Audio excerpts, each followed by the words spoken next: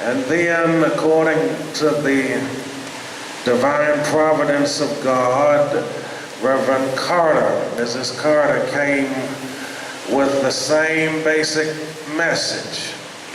उसके पश्चात हमने देखा है कि मिसेस कार्टर भी उसी संदेश को वो लेकर के हमारे बीच में आकर के उन्होंने भी परमेश्वर के वचन की मुनादी की। That God is faithful to us even when we're going through our tests and our trials. और जबकि हम परीक्षाओं से विपत्तियों से गुजरते हैं तब भी हमारा परमेश्वर वफादार है, विश्वास योग्य है। And so truly I bless the Lord for confirmation. और परमेश्वर के इस दृढ़ीकरण के लिए, परमेश्वर का इस तरह से हम पर अपनी इच्छा को प्रकट करने के लिए प्रभु की सराहना करते हैं, परमेश्वर को धन्य कहते हैं। Of course I have to celebrate what the Lord is doing in my wife's life. और यकीनन परमेश्वर ने हमारे जीवन में, मेरे और मेरी पत्नी के जीवन में परमेश्वर ने एक बेटे के द्वारा से हमें आशीषित किया है। Quite frankly, this is the very first time that God has yoked us together to minister together. और परमेश्वर ने यकीनन ये अवसर हमें प्रदान किया है कि मिलकर के हम उसके वचन की या सेवा में हम लोग यहाँ पर आ सके। That is outside of the church that I pastor. और ये जहाँ पर मैं पासवानी करता हूँ ये उसका एक भाग है। And now to think that God had to bring us all the way to India for that to happen. और परमेश्वर ने इसको होने के लिए सब कुछ मेरे जीवन में जो चाहिए मुहैया किया। I'm giving him the glory and giving him the praise. और मैं उसे महिमा और मैं उसे स्तुति देता हूँ। We will always remember the Thomases and the great people of this word. और हम हमेशा डॉक्टर मैथ्यू के थॉमस और उनकी प्रिय पत्नी को हमेशा इन महान लोगों को हम याद करते रहेंगे। Now I'm mindful that this conference in so many ways is designed to empower church leadership and pastors. और इस तरह से यह अधिवेशन को व्यवस्थित किया गया है कि सारे जितने भी पासवान और अगुवे हैं उनको सशक्त किया जा सके। विभिन्न तरीकों के लिए, उपयोगों के लिए इस अधिवेशन को गठन किया गया है। Therefore, especially as we go through these morning sessions, I will try as led of God to keep that in mind. और इस सुबह के सभाओं में हम इन बातों को परमेश्वर के द्वारा से अपने दिलो दिमाग में हम इन बातों को स्मरण रखें, याद रखें। And that is, as led by the Spirit, to tailor the messages that God gives to and through me with a desire to encourage the hearts of those who preach. और वो जो प्रचार करते हैं, जो मुनादी करते हैं, उनके लिए और उनके मनों को सशक्त करने के लिए परमेश्वर के द्वारा से इन सुबह के सभाओं में प्रभु मुझे अपने वचन को प्रदान कर रहा है। With this in mind, let's look again to, in this instance, 1 Corinthians. आइए हम आज के पठन के लिए, मनन के लिए पहला कुरिन्थी की पत्री को देखते हैं। In Paul's letter to the church at Corinth, again 1 Corinthians chapter 2. और पौलुस के द्वारा लिखा हुआ कोरिन्थ के लोगों के लिए यह पहला कुरिन्थी की पत्री उसका दूसरा अध्याय। I'm going to ask this wonderful interpreter to read aloud verses 1 and 2 of the 2nd chapter. और दूसरे अध्याय के 1 और 2 आयतों को हम पढ़ेंगे। हे भाइयों, जब मैं परमेश्वर का भेद सुनता हूँ तुम्हारे पास आया तो शब्दों या ज्ञान की उत्तमता के साथ नहीं आया, क्योंकि मैंने ये ठान लिया था कि तुम्हारे बीच मसीह यीशु वरन क्रूस पर चढ़ाया हुए मसीह को छोड़ और किसी बात को न जानूं। The emphasis, of course, here coming out of these verses is the fact that Paul, the Apostle Paul, had come to a certain conclusion. और यहाँ पर इन आयतों के द्वारा से ये बात निष्कर्ष में आता है कि पौलुस इनके द्वारा से एक निष्कर्ष पे पहुंचा है। Listen again to what Paul had to say. I determined to know nothing save Jesus Christ and Him crucified. और पौलुस जिन बातों को कहता है, जरा ध्यान से इन बातों को सुनिए, जहाँ पर इन बातों को कह रहा है कि प्रभु यीशु मसीह वरन जो यीशु मसीह क्रूस पर चढ़ाया गया है उसको छोड़कर और कोई दूसरी बात मैं जानना नहीं चाहता। Let me raise this question. How did Paul come to this reality? और मैं आपको बताना यह समझाने का प्रयास करूंगा कि पौलुस किस तरह से इस वास्तविकता को जान पाया या वास्तविकता पर आया।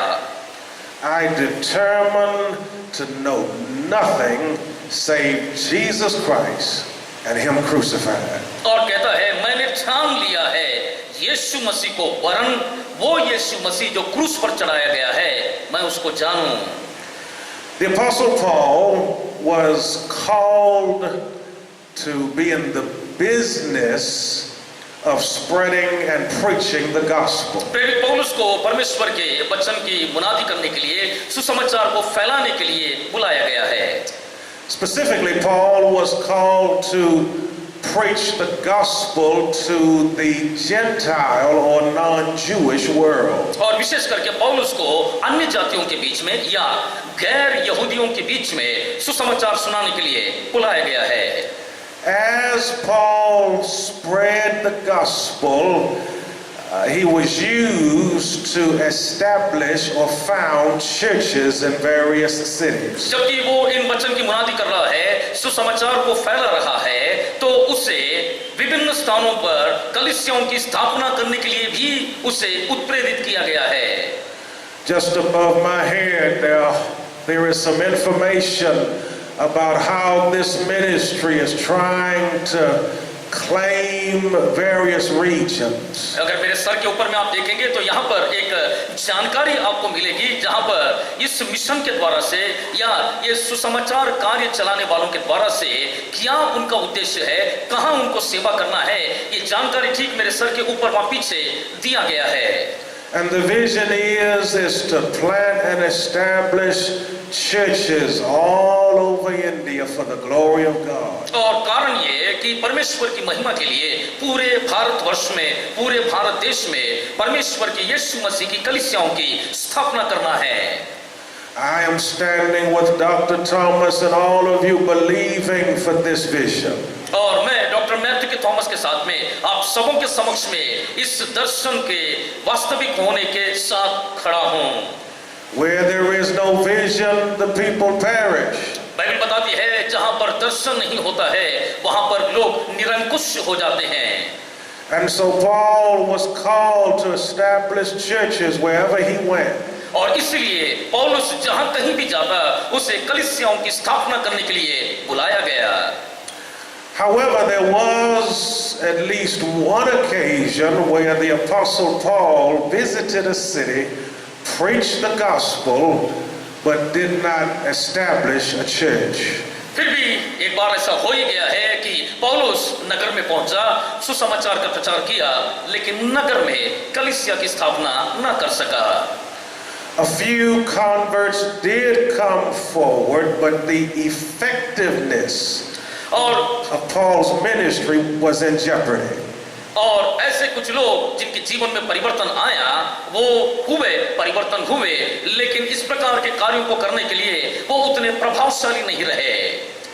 Historically, before the Apostle Paul went to Corinth, Paul had been in Athens, Greece. और इससे पहले कि ये कोरिन्थ के नगर में सुसमाचार फैलाने के लिए पौलुस जाए, वो वहां पर एथेंस में और यूनान में, ग्रीस में भी गया था। Athens was under Roman jurisdiction, but Athens had been left free and independent. और हालांकि ये रोमियों के प्रभाव में था, लेकिन फिर भी एथेंस जो है ये एक स्वतंत्र, एक आजाद प्रदेश था। At the time of Paul's visit to Athens, Athens was a great city. और जब पौलुस एथेंस नगर में गया उस समय में एथेंस जो नगर था बहुत ही महान शहर या नगर था। Athens was the headquarters of several various schools of philosophy. और वहां पर दर्शन शास्त्र के, तर्क विज्ञान के बहुत सारे पाठशालाएं या बहुत से शिक्षा केंद्र पाए जाते थे। For example, the Epicureans were there, and the Epicureans taught that God, or the small g gods, were not concerned about human affairs. और जैसे कि एपिक्यूरियंस जो है वो इस प्रकार से मानते, या उनके बीच में ऐसा था कि वो ये जो छोटे छोटे ईश्वर होते हैं वे मनुष्य क्या करते हैं क्या नहीं है उससे वो कोई ताल्लुकात नहीं रखते, परवाह नहीं करते हैं। They believed that humans had to rely on their own self-effort. और वो ऐसा विश्वास करते थे कि मनुष्यों को अपने ही खुद की क्षमता पर निर्भर होना होता है। Also, the Stoics were there. वहां पर स्टोइक्स भी लोग थे। Stoics taught that humans were to try to live at peace with everything. और वो स्टोइक लोग ये विश्वास करते थे कि जो मनुष्य है एक दूसरे के साथ में शांति के साथ में जीवन बसर किया करे। Therefore, nothing should create any emotion in the human body. और इसलिए मनुष्य ये शरीर जो है देह के अंदर में किसी भी प्रकार का कोई भी भावनाओं में बहना नहीं चाहिए। That was the interpretation of trying to keep peace. Don't get excited about anything. और ये किसी भी बात से बहुत ज्यादा अत्यधिक उत्साहित ना होने को बता करके एक दूसरे के साथ शांति में रहने का ये उनकी अपनी सोच है, तरीका है। Also in Athens there was something called the Areopagus. और एथेंस में अगर आप देखेंगे तो वहां पर कुछ एरियोपेगस नाम का भी चीज है। This was the place where all of the great trials, court trials took place. और ये वो स्थान था जहां पर ये जो अदालत नुमा जगह पर जहां पर सभी मुकदमे चला करते थे। The agora was there. वो अपोरा वहां पर था। This was the great marketplace where people came from near and far to purchase goods. ये वो स्थान है जहां पर निकट और दूर से लोग व्यापार करने के लिए आते, क्योंकि ये बाजार नुमा जगह था। I'm sharing this background information because it is important to the setting. और मैं ये सारी चीजों को जानकारियों को इसलिए दे रहा हूं क्योंकि ये संदेश से पहले ये सब चीजें आपको जानना जरूरी है। It's important because when Paul was there amidst all of this greatness, the schools of philosophy and marketing, Paul was given an invitation to preach. और मैं आपको इसलिए बता रहा हूं क्योंकि पौलुस को ऐसे नगर के अंदर में जहां पर दर्शन शास्त्र का, तर्क वितर्क के विज्ञान के पाठशालाओं और शिक्षा के केंद्रों में और ऐसे बाजारों में जहां पर निकटतम दूर से व्यापार करने के लिए लोग आते हैं, वहां पर उसे प्रचार करने के लिए और सुसमाचार को सुनाने के लिए वहां पर बुलाया गया। Think about it if you will. This nobody by the name of Paul comes to Athens and he is given an opportunity to talk about his faith amidst all of these philosophers. अब जरा कल्पना करके देखिए कि एक व्यक्ति है जिसका नाम ये पौलुस है और उसे ऐसे परिवेश में, ऐसे संदर्भ में जहां पर इतने बड़े बड़े दर्शन शास्त्री, तर्क वितर्क करने वाले ज्ञानी पंडित है और ऐसे बाजार नुमा व्यापार करने वाली जगह पर इसे अपने विश्वास का बखान करने के लिए, अपने विश्वास के बारे में बोलने के लिए न्योता दिया गया है। They had not really heard of the Apostle Paul. प्रेरित पौलुस के बारे में उन्होंने कुछ भी सुन नहीं रखा है। They did not know anything about Jesus Christ. वो यीशु मसीह के बारे में कुछ नहीं जानते। But in Athens, Greece, people who came with a new message were given opportunities to share their message. लेकिन एथेंस एक ऐसा जगह रहा है जहां पर कोई भी व्यक्ति एक नए विचार को अगर आकर नए विचारों के साथ है तो उन्हें अपने विचारों को व्यक्त करने के लिए मंच प्रदान किया जाता। And so if you turn to the 17th chapter of the Acts of the Holy Spirit or Acts of the Apostles and look at the 22nd verse, you will see where Paul stood. और वहां पर अगर आप प्रेरितों के नाम पुस्तक, जो पवित्र आत्मा का भी पुस्तक कहा जाता है, अगर आप 17वें अध्याय में वहां पर आप जाएंगे तो वहां पर इस बात को 22वें आयत में आप देखने पाएंगे कि इन सब के बीच में पौलुस वहां पर खड़ा हो गया। Again, Acts 17:22 says specifically, then Paul stood on Mars Hill. और वहां पर 22वें आयत में ये लिखा हुआ है कि वहां पर सब लोगों के बीच में पौलुस उनके मध्य में खड़ा हुआ। This was a major moment for Paul. और ये एक बहुत ही प्रमुख और बहुत ही बड़ी विशेष बात है। He had the opportunity to stand before all of the great minds that had assembled. और पौलुस को एक ऐसा अवसर मिला जहां पर वो बड़े-बड़े बुद्धिजीवी वाले और ज्ञानी पंडितों के बीच में जाकर के खड़ा हो सका। Moreover, Paul was educated himself. और पौलुस की अगर बात करें तो वो भी एक अच्छा ज्ञानी या शिक्षा प्राप्त व्यक्ति है। So Paul decided that he was going to show all of these philosophers that he himself had also been to school.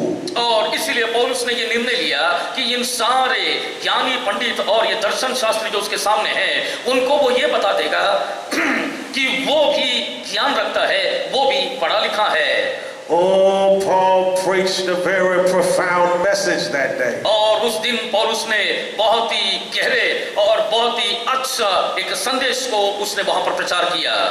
It was his moment to shine in the sun. और वो उसका अवसर था कि वो सूर्य के नीचे वो चमके।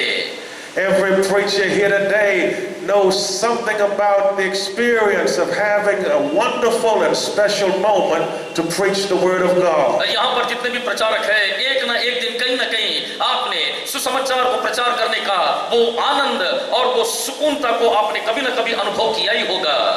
Even this moment this week for myself and for my wife is a wonderful moment to preach the word of God. और यहाँ तक कि अगर आप मेरी बात करें और मेरी पत्नी, हम दोनों के लिए भी ये सप्ताह प्रचार करने का या परमेश्वर के वचन को बोलने का अद्भुत और सुंदर मौका है। And so again the apostle Paul sees this special moment. और यहाँ पर प्रेरित पौलुस है, उसने इस घड़ी को, इस अवसर को थाम लिया। Look at his message in Acts 17. He talked about several things. और प्रेरितों की पुस्तक उसके 17वें अध्याय में देखिए जिसमें कि उसने अनेक बातों को कहा। One of the things he does was that he denounced the Athenians' superstitions. और एक बात जो पौलुस ने जो इनकार किया या उनके बीच में जिसके खिलाफ में वो बोला वो है एथेनियों के वो अंधविश्वास के विरुद्ध में उसने बोला। And they